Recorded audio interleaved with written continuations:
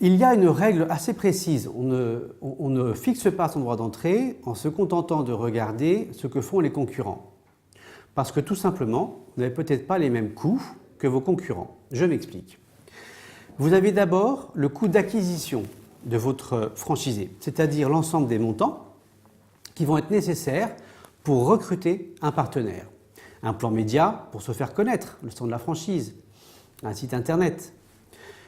Peut-être aussi le temps passé à recruter, à interviewer, à recevoir les candidats. Probablement une étude de marché sur la qualité du site de l'emplacement visé.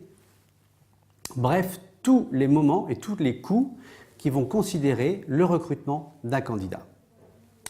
Puis vient ensuite la formation. Ce candidat étant qualifié, approuvé, certifié, il est devenu franchisé, il faut maintenant le former. Il y a un coût lié à la formation initiale théorique, qui peut être d'1, 2, 3, 6 semaines, et un coût directement lié à la formation pratique. Ces deux coûts, on va considérer les intervenants formateurs, internes ou externes à l'entreprise, le budget de location d'une salle, peut-être aussi le budget de technologies Internet qui permettent de mettre en situation des jeux de rôle, bref, tous les éléments qui vont considérer un coût de formation initiale du franchisé. Et puis enfin, vient le coût d'accompagnement. Vous l'avez recruté, vous l'avez formé, il faut maintenant l'accompagner au démarrage de son activité.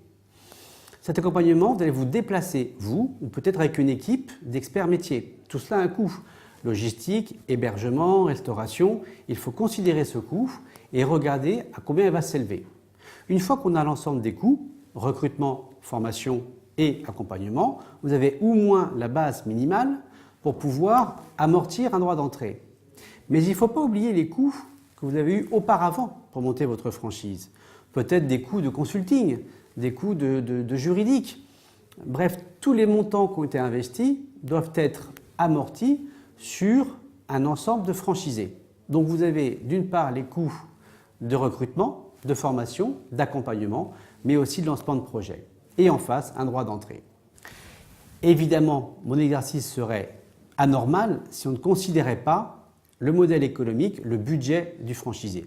Il ne faut pas demander plus en droit d'entrée que le modèle économique du franchisé peut offrir.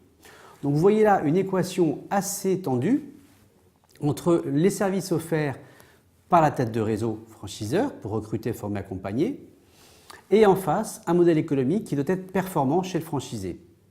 Donc là, il y a une équation à trouver, et évidemment, ne pas être non plus hors marché, c'est-à-dire hors concurrent.